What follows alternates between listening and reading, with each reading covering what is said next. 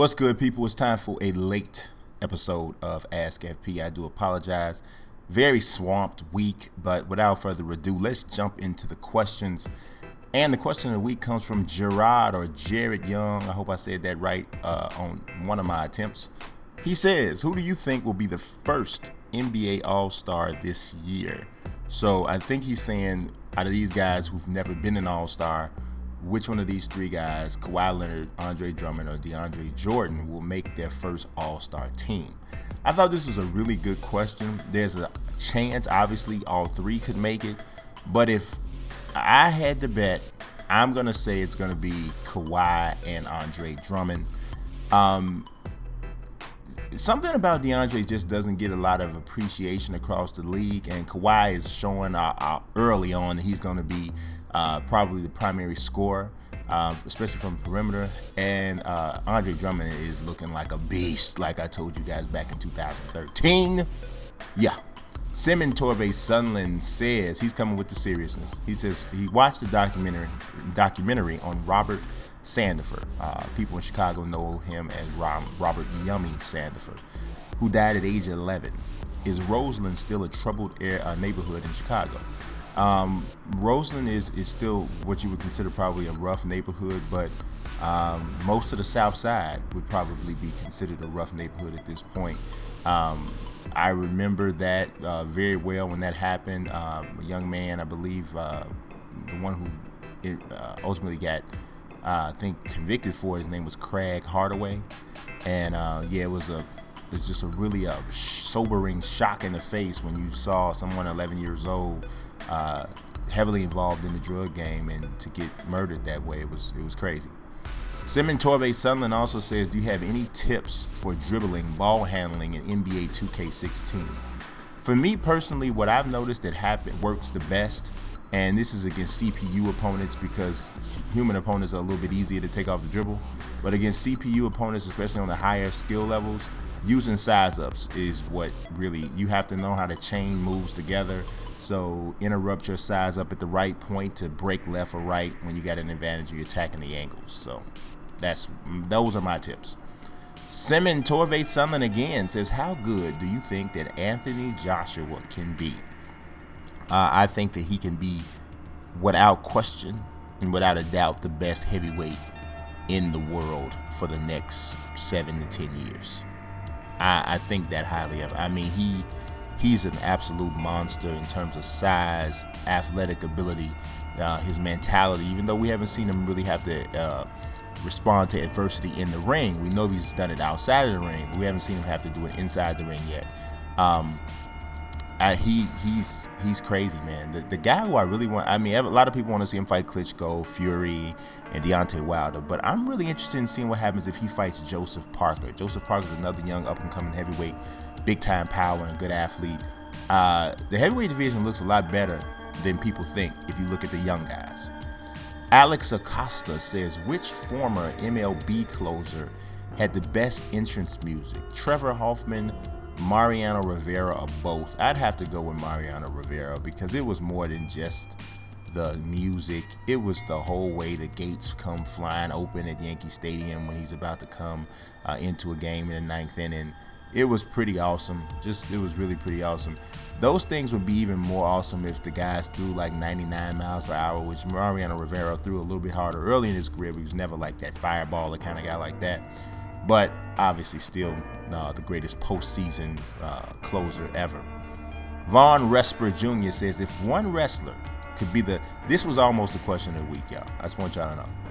If one wrestler could be the logo of the WWE, who would it be? Now, a lot of people going to say a lot of stuff. Stone Cold, The Rock, Shawn Michaels, all of that, right? John Cena even is I think is a good option. But for me personally, it would still have to be Hulk Hogan. I know about all of the situations and stuff that went down, but there's nobody who carried the WWE/WWF more than him. He established it, and in a lot of instances made it what it is today. Brady Babin says, can Ben Simmons and Antonio Blakeney lead LSU to a championship or at least a Final Four appearance? I'm not sure about a national championship, even though I don't want to put any limitations on what Ben Simmons can do. And Blakeney is a very good secondary star on that team. But Ben Simmons is a special talent, and I think we're going to realize that over the course of this season. I think there's like somewhat of a question who's going to be the number one pick. I would say by the 10th game of this season, there won't be any question at all. Ben Simmons is the truth in the booth. I'm trying to tell you. He's the dude. Brady Babin says, will Jabari Parker become a superstar? A superstar, I'm not sure about. A star, I'm fairly comfortable with saying. I don't like to throw the word superstar around too freely because everybody who's a good player in the NBA, in my opinion, is not a superstar. But do I see Jabari Parker being a guy who can, string together some 20-point per game seasons, some 20.8 rebounds type seasons? Yeah, definitely. But a superstar is a guy who literally changes the game. He is the guy that you have to account for every time you play that team. He's able to carry his team to playoff appearances deep into the playoffs, that kind of thing. In the conversation for being the best player in the league. That's a superstar to me. Simon Torvey Sunland says, do you have any thoughts on the Louisville recruiting allegations? I really just feel like, obviously that's some crazy stuff to be going on, because we talking about kids at this point. This is literally what's coming to your school. We talking about kids that are going back to high school, or whatever, when they leave here. So that is obviously some crazy situation to be putting them in. But to jump on Louisville only, I'm quite sure this is more than likely commonplace at these, with recruiting visits. Just overall, the whole collegiate system is so corrupt. It's just amazing. And I think it needs to be evaluated from top to bottom, not just in this type of stuff. Von Resper Jr. says, do you think that Molly Holly is a Hall of Famer? I do not. I thought Molly Holly was cute, but I don't think she's a Hall of Famer. No, man. Every diva that has ever laced them up doesn't get to be a Hall of Famer. I mean, Eva Mendes might as well be in there then, and Kelly, and no, those people they're not Hall of Famers. Solomon says, will Dwight Howard ever be a top 10 player again? I think he was when he was with Orlando. I can think that some people could make the argument that he still is. I mean, how many centers in the NBA are better than Dwight Howard? I mean, I think you could probably say DeMarcus Cousins definitely is. But, and I'm quite sure some people will say Marc Gasol absolutely is. And Marc Gasol is a very good player. But I personally think Marc Gasol is a little bit overrated, but he's a very, very good player. But I think he's a little bit overrated. But, I mean, I think Dwight's in the conversation already. So, but Dwight's just one of those guys. He's never going to get the credit he deserves. He's not the player he maybe a lot of people think he could be, but he's still very, very good. And he's the type of guy that when he plays great, nobody says anything, but let him slip and everybody's all over him.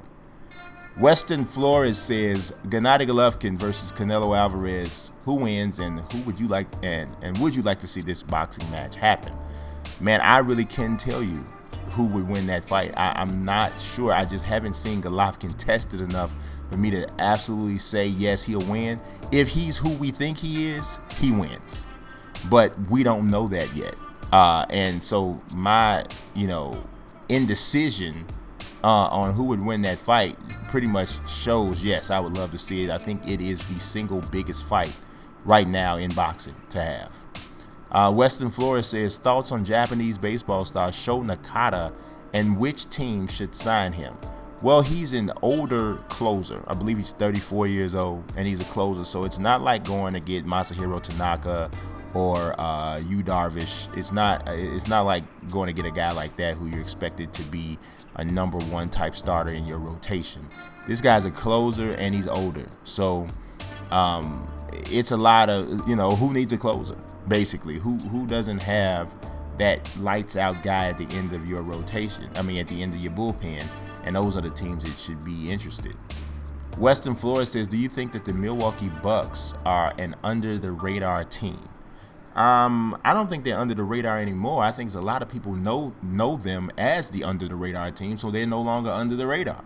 You go sign Greg Monroe, which was one of the biggest free agent signings of the offseason. And, you got the maturation of Giannis Antetokounmpo. You hope that Jabari comes back healthy. You got Michael Carter-Williams. You got one of the most underrated players in the NBA in Chris Middleton. So they definitely have a nucleus, and people saw the way they pushed the Bulls in the first round last year in the playoffs. So I don't think they're under the radar anymore.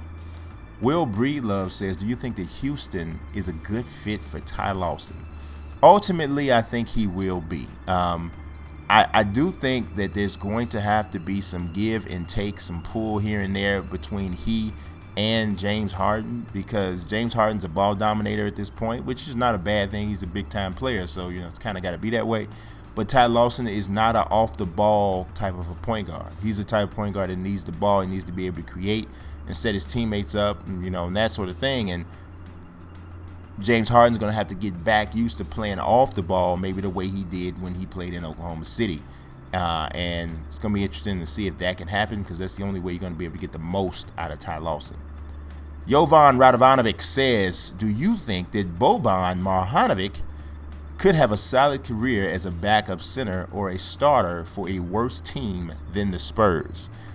I think obviously on a team that doesn't have as many veteran bigs, Marjanovic could play a bigger role.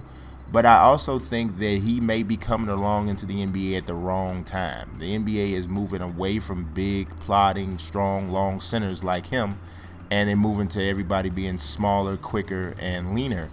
And so he'd have an issue, anyway. He has to find somebody who's willing to play his style.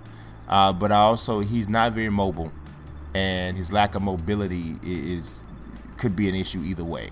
So I definitely think he could play a bigger role somewhere else, but I don't know if he'd ever be much more than a serviceable center. Will Breedlove says, do you see Joakim Noah being traded in the future?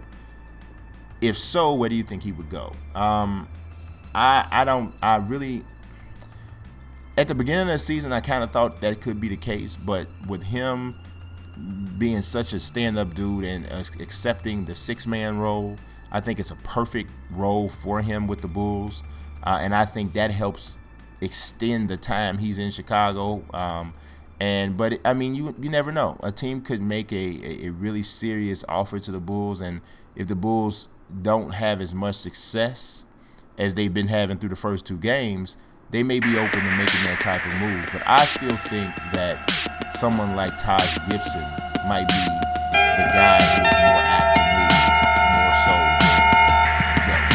That's just me. Taylor Davenport says, who do you think is most likely to make a return at the Royal Rumble?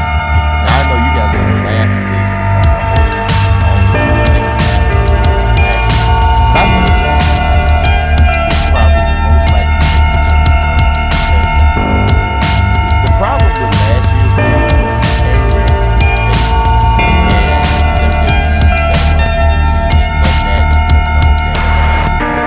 And it just never worked out. If you bring him back now with the total understanding that you're going to be a heel, so the heat that he gets from the very beginning is the command of heat, I think it could work better, and I think it could have a now I just stuck in the face of the fans. Yes, I'm back, and I'm back.